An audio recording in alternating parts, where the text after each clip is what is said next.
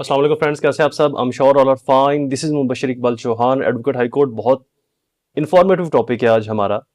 अगर किसी शख्स के खिलाफ कोई एफआईआर लॉन्च हो जाती है और वो उस शहर से, उस डिस्ट्रिक्ट से बाहर है या उस सूबे से बाहर है या फिर वो पाकिस्तान से ही बाहर है किसी मुल्क के अंदर, तो ऐसी ही एक जजमेंट है हमारे पास जहां पर हीनियस ऑफेंस जिसके अंदर 302, 109 और 34 मर्डर, प्लानिंग और इकट्ठे होके कॉमन इंटेंशन, कॉमन ऑब्जेक्ट था, अबेटमेंट थी और मर्डर के सेक्शंस थे जहां पर उस शख्स के खिलाफ एफआईआर लॉन्च हुई और वो मुल्क से बाहर था।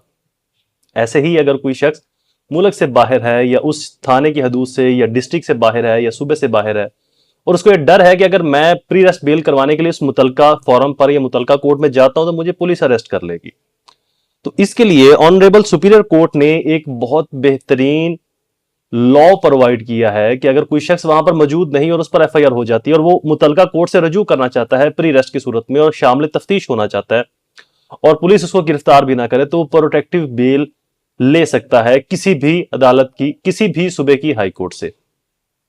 अच्छा, द क्वेश्चन इज दैट कि प्रोटेक्टिव बेल के लिए अगर वो मुल्क से बाहर है तो वो कैसे लेगा? तो इसके लिए वो यहां पर अपना एक कार खास नुमाइंदा मुकर्रर करेगा अपने भाई, बाप, बेटे, बीवी, औलाद या किसी रिलेटिव या ब्लड रिलेशन की सूरत के अंदर जो उसकी बिहाफ के ऊपर पिटीशन फाइल करेगा, तो जहां पर उसको प्रोटेक्टिव बेल अलाउ हो जाएगा। अगर वो खुद मौजूद है तो वो देन इन पर्सन पेश होगा मुतलका हाई कोर्ट में और वहां से प्रोटेक्टिव बेल लेगा।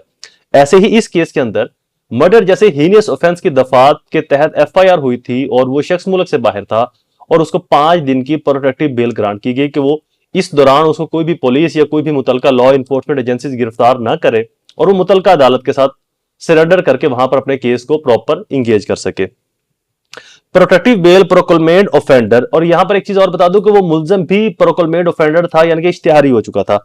It is inter alia connected by counsel that appellant is innocent and has falsely been implicated in this case by complainant due to immunity that even co-accused have been that the co-accused has been acquitted by the trial court so and so।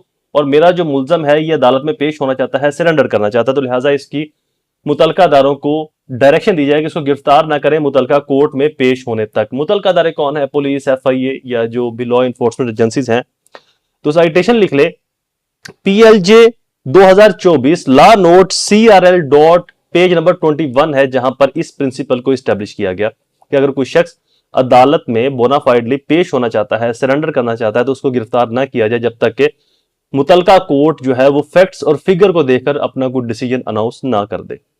Video is complete, दोबारा हाजिर होगा किसी और informative video के साथ। तब तक मुझे अपनी दुआ में जरूर याद रखें। अल्लाह ताला आप सबका हामी नासिर हो। वस्सलाम।